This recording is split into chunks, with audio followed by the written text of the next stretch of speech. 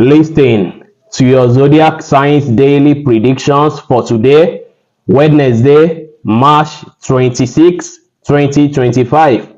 Wá gbọ́ ṣíṣe àti máṣe tòní gẹ́gẹ́ bí irúfẹ́ ìràwọ̀ tí ò ń lò.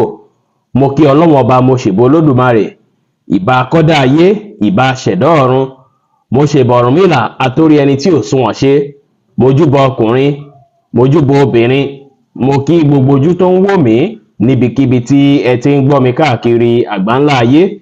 Èyí ni ìwádìí ojoojúmọ́ fún gbogbo ìràwọ̀ pátá àti ṣíṣe àti máṣe fún gbogbo ìràwọ̀ pátá ti tòní tí ń ṣe ọjọ́ Wednesday, March 26 ọdún 2025 tí a wà nú èyí. Ẹ̀yin tẹ́ ń wò mí pátá, ẹ dákun ẹ dábọ̀ ẹ bá ń share fídíò yìí kó kárí ilé kó kárí oko kó lè jẹ́ òwúlò àti àǹfààní fún ọ̀pọ̀lọpọ̀ ènìyàn. Bẹ́ẹ̀ sì ni kí ẹ má gbàgbé láti follow kí ẹ sì subscribe kẹ́lẹ́ pẹ̀lú àwọn tá máa jàǹfààní onírúurú fídíò tá a fi léde lójoojúmọ́ fún ìdàgbàsókè ìjọmọ ènìyàn. Ẹ̀yin tẹ́ sì fẹ́ ṣèwádìí onírúurú láǹfààní láti kàn sí wa ní WhatsApp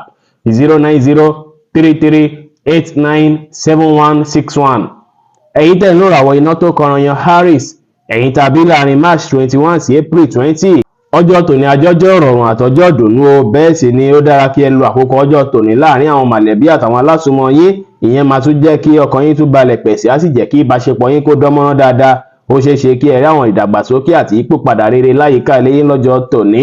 Bẹ́ẹ̀ sì ni ó ṣeé ṣe kí ẹ rí àwọn opportunity tí ó lè bí owó fún yín lénìí pẹ̀lú. Ó wá ṣeé ṣe kí ẹ rí àwọn pressure láàyè iṣẹ́ yín, ṣùgbọ́n kí ẹ rí dájú pé tí ẹ bá ń ṣiṣẹ́ tí ẹ bá rẹ̀yìn kẹ́ tètè ya sinmi, kẹ́ wá òkò láti sinmi. Sùúrù àti títẹpámọ́ṣẹ́ tí ẹ bá ní lọ́jọ́ tòní á ràn yín lọ́wọ́ láti ní ìdàgbàsókè lórí ohunkóhun tí ẹ bá ń ṣe. Lẹ́ni kí ẹ múra dáadáa kí ẹ dùn rí, ẹ má sọ̀rọ̀ òdì àbí ọ̀rọ̀ àìtọ́ sí èèyàn, kẹ́ ṣe dáadáa sáwọn èèyàn kí ẹ sì bá àwọn èèyàn ṣe pẹ̀lú ìfẹ́ lénìí. Green jẹ́ kọ́lọ̀ tó dára jù fún yín láti wọ̀ láṣọ lónìí. Aago 2 kọjá 30 ìṣẹ́jú ní ọ̀sán sí aago 3 kọjá 30 ìṣẹ́jú lọ́sàn-án ní àkókò èyí tó dára jù fún yín láti fi ṣe ohun tó ṣe kókó tó ṣe pàtàkì jù nínú ìgbésí ayé yín lónìí. Ẹ̀yin tẹ́ ń lò ràwọ̀ erùpẹ̀ alámọ̀ Taurus, ẹ̀yin tàbí láàrin April 21 sí May 20. Lénìí ẹ máa wà very motivated, ìyẹn á sì ràn yín lọ́wọ́ láti ní ìdàgbàsókè. Kò sóhun tí kò ṣeé ṣe fún yín o, kẹ́ má nígbàgbọ́ pé nǹkan kan ò lè ṣeé ṣe o. Lénìí kí ẹ rí dájú pé ẹ gbájúmọ́ṣẹ́ kí ẹ lè ire gbámú. Ó ṣeé ṣe káwọn ọmọ yín kí wọ́n múnú yín dùn dáadáa lọ́wọ́ ọ̀rọ̀lẹ́. Lénìí ó dára kí ẹ create àkókò díẹ̀ láti fi ṣe prayer. Ẹ wá kíyèsára, ẹ má rúdù sẹ́nikẹ́ni, kẹ́ ṣe dáadáa sáwọn èèyàn. Ní Ọlọ́run kan lè fẹ́ fún yín ní àmọ̀ràn kan lọ́jọ́ tòní kí ẹ tẹ̀lé.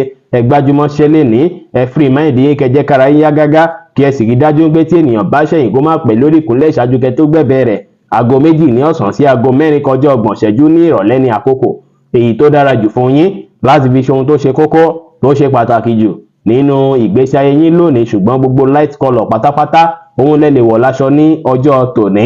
Ẹ̀yin tẹ́ ń lò ràwọ̀ afẹ́fẹ́ aláwàdà Gemini, ẹ̀yin tàbí láàrin May 21 sí June 21. Ó ṣeé ṣe kí ẹ rí àwọn disappointment kan lọ́jọ́ tòní. Ọjọ́ tòní sì ó ṣeé ṣe kí ẹ rí pé àwọn kankan tí ẹ̀ ń lé ó dàbí ìgbà pé ó nira láti achieve ẹ. Léni kẹ́ mọ̀ dájú pé èní nìkan lè fẹ́ ṣẹlẹ̀. Àwọn ọjọ́ tí à ń wò lọ́ọ̀kan yìí ìdàgbàsókè wà nínú rẹ̀ dáadáa. Ó wá ṣeé ṣe kí owó má fi bẹ́ẹ̀ wọlé dáadáa lénìí. Fún ìdí èyí kí ẹ ṣọ́wó ná, kí ẹ má ṣe nànú àpá o. Ẹ sì má ṣe ní pé ẹ̀ ń waste time lórí àwọn kan tí ò ṣe kókó rárá o. Ẹ má dá sọ́rọ̀ tí wọn ò pè yín sábẹ́ tí ó kàn yín. Ẹ pa àṣírí mọ́ lórí àwọn kan tí ẹ bá ń gbàlérò fún dáadáa kó lè wá sí ìmúṣẹ. Kí ẹ sì create àkókò láti fi ṣe prayer lónìí pẹ̀lú.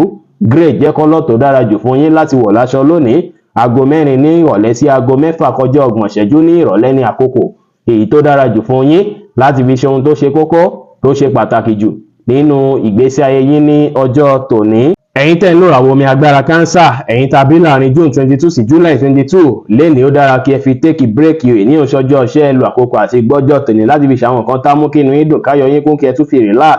Lénìí ó ṣeé ṣe láti jọ́ mẹ́ta kí ẹ ti wà stressed out, ẹ fi ní kẹ́ fi recharge ara yín.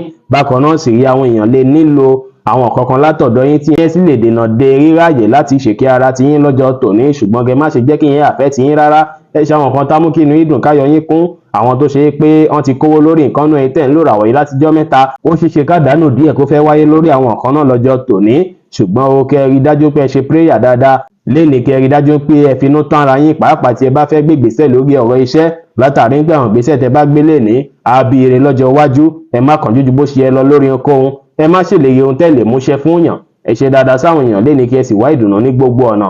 Green jẹ́ kọ́lọ̀ tó dára jù fún yín láti wọ̀ láṣọ lónìí. Aago 3 ní ọ̀sán sí aago 5 ní ìrọ̀lẹ́ ní àkókò èyí tó dára jù fún yín láti fi ṣe ohun tó ṣe kókó tó ṣe pàtàkì jù nínú ìgbésí ayé yín ní ọjọ́ tòní. Ẹ̀yin tẹ́ ń lò ràwọ̀ iná tó gbóná riri Leo, ẹ̀yin tàbí láàrin July 23 sí August 22, àwọn iṣu kan tó ti ń wáyé nínú fámìlì yín láti jọ́ mẹ́ta tó sì ń jẹ́ kọ́kọ́ yín pòrúurú, ọjọ́ tòní jọ́jọ́ tó ṣe é pé lè yanjú rẹ̀ pátápátá tí ẹ sì máa rí yanjú. Ọmọ yín kan lè ṣe àwọn nǹkan kan lọ́jọ́ tòní tá mú kí inú yín dùn káyọ̀ yín kún. Bẹ́ẹ̀ sì ni lẹ́ni tẹ́ bá ti yáwó lọ́wọ́ èèyàn kan tó jọmọ́ alásùnmọ́ yín ó ṣeé ṣe kí wọ́n fẹ́ yẹ kẹ́ sanwó náà di dandan lọ́jọ́ tòní. Lẹ́ni àwọn nǹkan tó bá dàbí opportunity àti owó tó bá jẹyọ fún yín kẹ́ tètè ya grab ẹ̀ dáadáa o. Ẹ̀yin tó ṣe é pé àwọn family tí ń wò pé lágbájá yìí ò yọjú sí wa látijọ́ yìí tẹ̀sí tí ń plan pé fẹ́ yọjú sí wọn lẹ́ni ó ṣeé ṣe kí àwọn kankan tí ọ̀rọ̀ kan tó dàbí ọ̀rọ̀ iṣẹ́ kó fẹ́ àfẹ́ ti plan yín lẹ́ni ó wá ṣeé ṣe kí àwọ̀ fẹ́ wáyé láàrin ẹ̀yin àti olólùfẹ́ yín látàrí alásùnmọ́ yín kan tó ṣe é pé ó dá sáàrin yín. Ẹ mọ́kàn balẹ̀ kí ẹ gbà láfíà láàyè. Ẹ bá àwọn èèyàn sọ̀rọ̀ pẹ̀lú ìfẹ́ lọ́jọ́ tòní.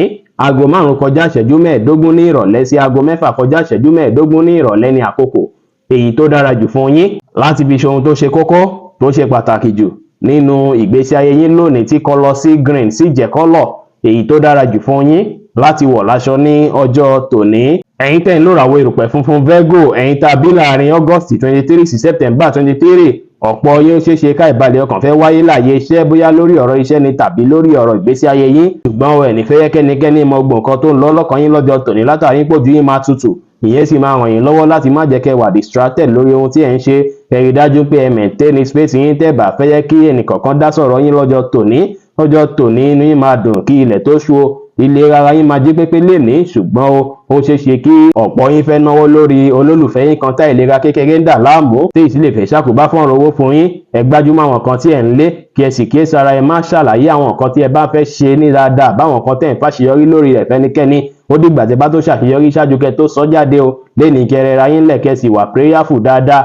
Red jẹ́ kọ́lọ̀ tó dára jù fún yín láti wọ̀ láṣọ lónìí.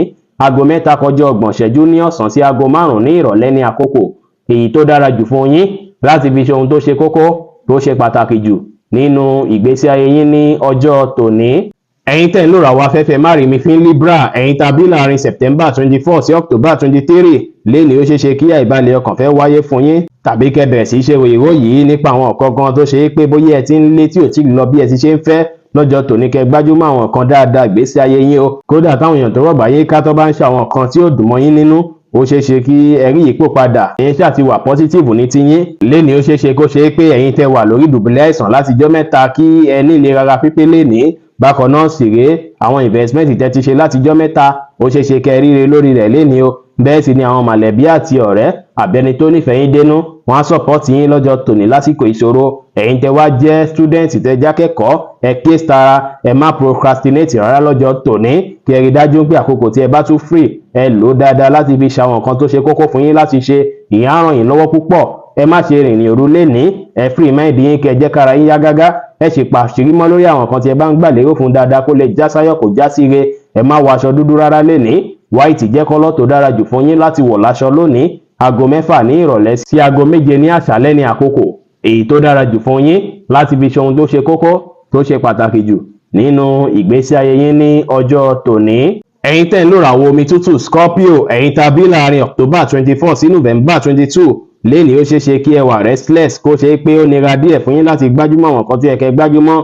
Lẹ́ni ẹ lè wà distracted púpọ̀ lọ́jọ́ tòní o, ṣùgbọ́n kẹ́ rí dájú pé ẹ wọ́nà láti gbájúmọ́ àwọn nǹkan tó yẹ kẹ́ gbájúmọ́ láàyè iṣẹ́. Ọjọ́ tòní lè jọ́jọ́ tó ṣe pé ẹ lè má rí owó dáadáa ṣùgbọ́n ó kẹ́ kíyèsára pẹ̀lú bí ẹ ṣe ń náwó sí. Lẹ́ni ẹ̀yin tó ṣe pé ẹ wà nínú ìbáṣepọ̀ kan, ìbáṣepọ̀ yín ti ń dára bọ̀ láti jọ́ mẹ́ta, ṣùgbọ́n tí ẹ bá fàyè gbára àtakó dá sáàrin yín, ìyẹn lè fẹ́ fa issue láàrin ẹ̀yin àti olólùfẹ́ yín o. Lẹ́ni kí ẹ má sọ̀rọ̀ òdì àbí ọ̀rọ̀ ìtọ́ sí yàn.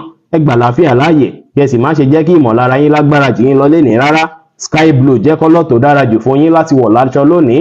Gbogbo àkókò tá wà látòwúrọ̀ ṣáájú aago 4 ní ìrọ̀lẹ́ ní àkókò èyí tó dára jù fún yín láti fi ṣe ohun tó ṣe kókó tó ṣe pàtàkì jù nínú ìgbésí ayé yín ní ọjọ́ tòní.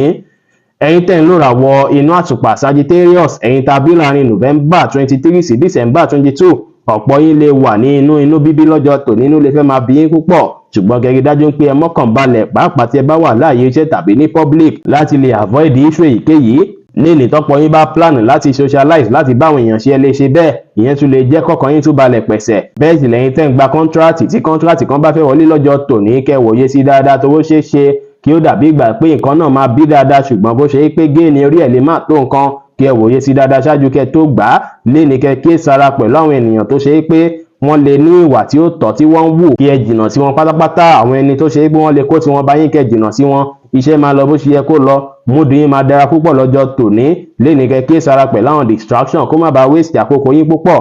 Ènìyàn kan tó súnmọ́ yín bóyá bíi neighbor yín, ó ṣeé ṣe kí wọ́n fẹ́ dá issue lẹ̀ láàrin èèyàn àti olólùfẹ́ yín lénìí, ṣùgbọ́n ìbáṣepọ̀ yín máa padà tún dúró ṣinṣin. Léni kẹ́ tẹpá mọ́ṣẹ́, kẹ́ ṣe dáadáa sáwọn èèyàn, kẹ́ rẹra yín lẹ̀, kẹ́ sì wà determine. Bẹ́ẹ̀ sì lẹ lómìnira láti káàkiri lọ bíkíbi láti lọ wá oore lónìí, kò sí wàhálà. Yẹ́lò jẹ́ kọ́lọ̀ tó dára jù fún yín láti wọ̀ láṣọ lónìí. Tí aago 5 ní ìrọ̀lẹ́ sí aago 6 ní ìrọ̀lẹ́ jẹ́ àkókò èyí tí kò dára rárá fún yín láti fi ṣe ohun tó ṣe kókó tó ṣe pàtàkì jù nínú ìgbésí ayé yín ní ọjọ́ tòní. Ẹ̀yin tẹ̀ ń lò ràwọ̀ èrùpẹ̀ eléruku Capricorn, ẹ̀yin tá a bí láàrin December 23 sí January 19, ó ṣeé ṣe kí stress pọ̀ fún yín púpọ̀ o, tó ṣe pé ẹ máa fẹ́ nílò láti ṣàlàyé bó ṣe ń ṣe yín fún ènìyàn kan tí ẹ súnmọ́ tó nífẹ̀ẹ́ yín. Ó dára kí ẹ ṣe bẹ́ẹ̀, yẹn máa ran situation yẹn lọ́wọ́. Léni kẹ́ rí dájú pé ẹ wá ìdùnnú fúnra yín, látàrí pé àwọn ọjọ́ tá à ń wò lọ́kàn yìí ó máa kún fún àwọn ìròyìn ayọ̀ púpọ̀. Bẹ́ẹ̀ sì ni ó ṣeé ṣe kí ìrínisí yín lénìí kó jẹ́ èyí tó máa fani mọ́ra púpọ̀, táwọn èèyàn máa fẹ́ bá yín ṣe.